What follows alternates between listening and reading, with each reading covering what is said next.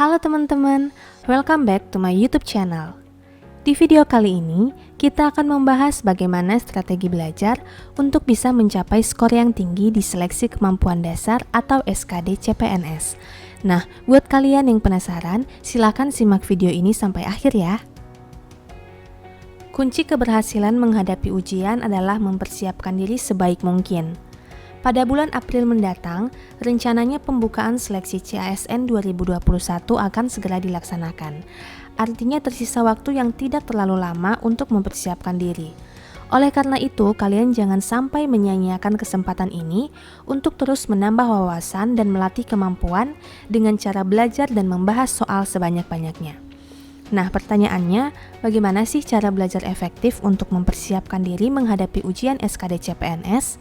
Berikut saya akan share tips dan strategi belajar efektif yang sudah saya terapkan pula ketika mempersiapkan diri menghadapi ujian SKD CPNS. Tips pertama, mulai belajar sekarang juga, jangan menunda.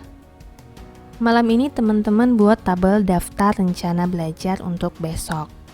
Nah, tabel ini terdiri dari pukul berapa akan mulai belajar, pukul berapa selesai, materi apa yang dipelajari, dan berapa jumlah soal yang harus dibahas. Jangan lupa set juga alarm di smartphone kalian sesuai jadwal belajarnya ya. Jika sedang tidak memiliki kesibukan lain, akan sangat banyak waktu yang bisa digunakan untuk belajar. Silakan contoh daftar rencana belajar di bawah ini ya teman-teman. Waktu belajar dan jumlah soal bisa ditambah, tapi usahakan jangan dikurangi ya. Biasanya waktu efektif belajar adalah 2 jam pertama. Selebihnya fokus kita sebagian besar akan berkurang dan mulai jenuh. Jika hanya memungkinkan belajar di waktu subuh dan malam hari, karena masih bekerja misalnya, maka maksimalkan waktu yang ada ya teman-teman. Jumlah soal yang dibahas bisa dikurangi, karena yang terpenting bukan kuantitas, tapi kualitas belajar kalian. Artinya, pemahaman teman-teman terhadap apa yang sedang dibahas dan dipelajari itu jauh lebih penting dibandingkan berapa banyak jumlah soal yang dibahas dalam sehari. Tips kedua, untuk tahap awal jauh lebih efektif mempelajari satu topik tertentu setiap hari dibandingkan mempelajari topik yang berbeda secara random. Misalnya, materi tentang Pancasila dalam sehari. Tujuannya supaya teman-teman lebih fokus dan lebih cepat paham. Jika masih banyak waktu untuk belajar, lebih baik lagi jika satu topik dibahas selama 2-3 hari sampai benar-benar paham, kemudian lanjut ke topik baru. Teman-teman juga saya sarankan untuk mengikuti tryout atau simulasi ujian minimal 1 kali seminggu, supaya terbiasa mengerjakan 100 soal yang komposisi soalnya sama dengan ujian sesungguhnya, artinya terdiri atas soal TWK, TIU, dan TKP dengan waktu pengerjaan 90 menit. Tips ketiga, usahakan untuk selalu mengulang materi yang dipelajari dan pastikan kalian sudah memahami sepenuhnya sebelum beralih ke materi selanjutnya. Misalnya, dengan cara mengalokasikan waktu belajar di malam hari untuk mengulang menjawab soal-soal yang sudah dibahas di hari itu. Teman-teman kerjakan ulang soal-soal tersebut dengan menggunakan tenggat waktu tertentu dan jawablah tanpa melihat kunci jawaban. Jika sudah selesai, cek berapa soal yang bisa dijawab dengan benar. Nah, jika ada soal yang masih salah, maka teman-teman bahas ulang sampai kalian benar-benar paham.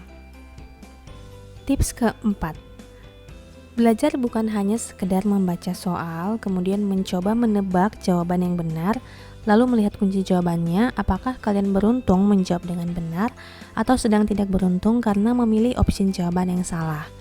Tapi teman-teman harus benar-benar paham soal tersebut, bahkan kata per kata. Kupas tuntas setiap soal, telaah setiap hal yang belum dipahami. Jika perlu, searching info-info lain yang berhubungan dengan soal tersebut, dan catat hal-hal baru yang penting di buku catatan. Intinya perluas wawasan kalian. Jadi di ujian nanti, teman-teman menjawab soal bukan dengan teknik menebak dan mengandalkan insting, tetapi menjawab karena benar-benar paham maksud dan tujuan soal itu. Tips kelima, kembangkan sikap optimis dan percaya diri, fokus dengan tujuan dan jangan merasa terbebani. Jadi teman-teman harus selalu optimis ya, dan berusaha semaksimal mungkin. Kerahkan semua kemampuan kalian, karena tidak ada hasil yang mengkhianati usaha. Tapi jangan lupa untuk ambil waktu rehat sejenak mungkin di akhir pekan, dan penuhi pikiran dengan energi positif serta optimisme, agar kalian tidak terlalu jenuh belajar, dan hari berikutnya semakin semangat dan siap untuk kembali berjuang.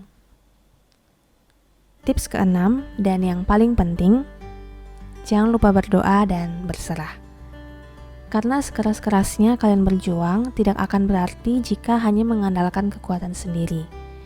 Jangan lupa untuk terus mendoakan tujuan, harapan, dan mimpi kalian ya teman-teman. Jangan pernah memusingkan hal yang berada di luar kendali kalian. Hanya berfokus dengan hal-hal yang bisa kalian upayakan. Selebihnya, Tuhan yang bekerja.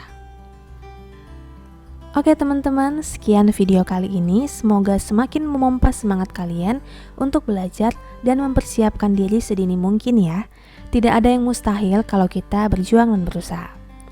Thank you for watching and see you on the next video.